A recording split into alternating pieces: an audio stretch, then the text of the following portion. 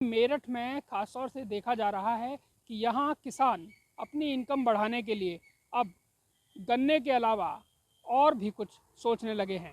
जी हाँ, यहाँ देखा गया है कि बीते कुछ समय में यहाँ मछली पालन से किसान जुड़े हैं, जो यहाँ परंपरागत तरीके से अब तक गन्ना उगा रहे थे। उन्हीं में से कुछ लोगों ने अब यहाँ मछली पालन का मछली पालन शुरू कर दिया है और इसमें मत्स्य विभाग भी पूरा सहयोग कर रहा है।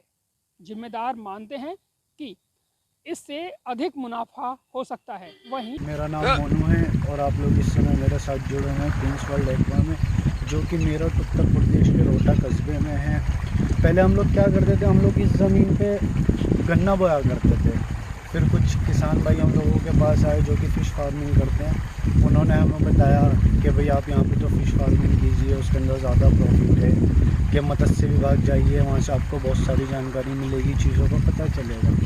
उसके बाद हम लोग मत्स्य विभाग गए, वहाँ से वो लोग बहुत कोऑपरेटिव हैं। उन्होंने हमें सारी चीज़ें अच्छे से समझाई कि कैसे कैसे क्या क्या होता है। उसके बाद हमने पूरी ईंख ख़त्म करके हमने इसके अंदर गड्ढे कराए। उसके बाद हमने इसके अंदर बीज डाला मछली का, और जो हमें हेल्प मिलनी थी वो सारी मतलब बहुत सारी जो हेल्प होती हैं वो आपको गवर्नमेंट की तरफ से मिलती हैं, वो सारी चीज़ें हमको मिली। अपना सेकंड ईयर है, उसके बाद हमें पता चला जब हमने क्रॉप निकाली तो कि हाँ वाकई में एक से ज़्यादा फ़ायदा है इन सब चीज़ों में, कि फ़िश फार्मिंग करने में। सॉरी, उससे कुछ कम इनकम हो गई। फिर किसी 2-4 आदमियों ने बताई मछली पालन करो।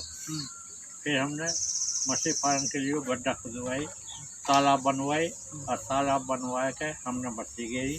तो अब मछली देख के यूँ इनकम हो रही है कि इसमें न जाने एक से ज़्यादा इनकम होगी।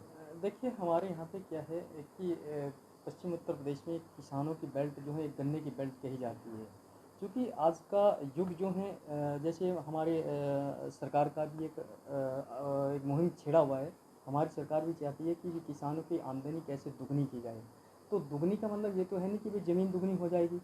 दुगनी का मतलब ये होता है कि जब तक हम लोग इंटीग्रेटेड फिश फार्मिंग नहीं करेंगे, इंटीग्रेटेड एग्रीकल्चर नहीं करेंगे, मीन्स मछली जो है कृषि के साथ साथ हम लोग मछली पालन और आपका एनिमल हस्बेंड्री और आपका हॉर्टिकल्चर और जितनी भी 2-4 हमारी परियोजना, जब तक एक दूसरे को उनको समन्वित नहीं करेंगे, हम इंटीग्रेटेड नहीं करेंगे, हमारी आमदनी डबल नहीं हो पाएगी। जोर दिया जा रहा है।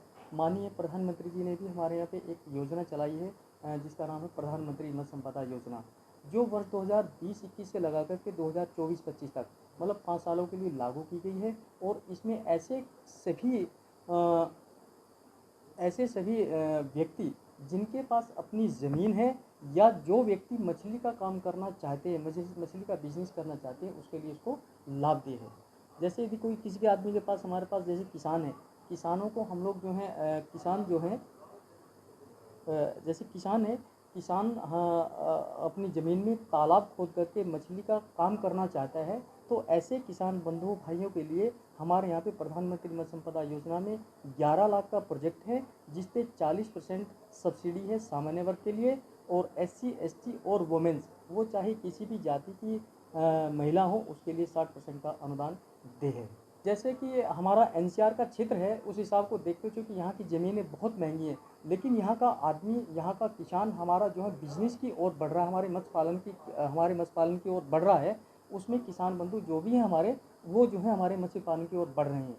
प्रति वर्ष हम लगभग 5 हेक्टेयर 10 हेक्टेयर के बीच में हमारा जो लक्ष्य आते हैं उनको हम लोग पूरा करा लेते हैं।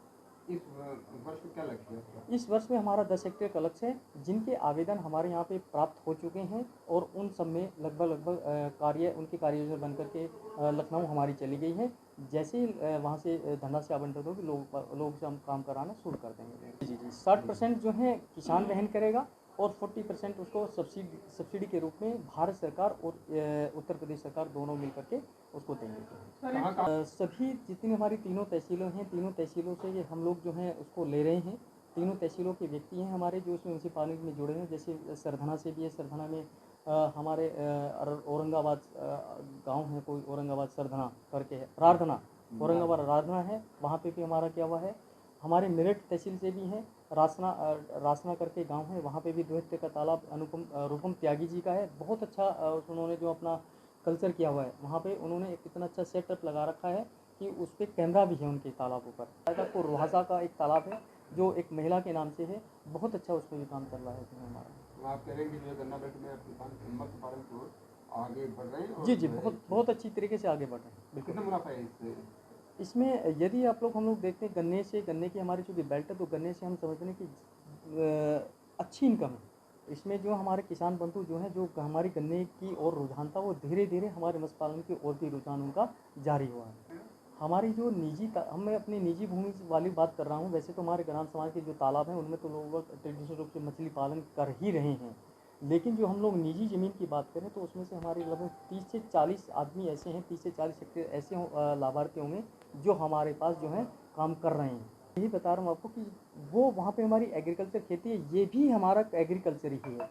उसमें 2 लाख रुपए का इनपुट्स जो उसमें खाद बीज पानी के लिए दिया जाता है, जो वहाँ किसानों को दिया जाता है एग्रीकल्चर पे, हमारे यहाँ भी किसानों के लिए एग्रीकल्चर पे किसान क्रेडिट कार्ड इनपुट्स के रूप में दिया जाता है। श्रीपाल तेवतिया, ईटीवी भारत, मेरठ।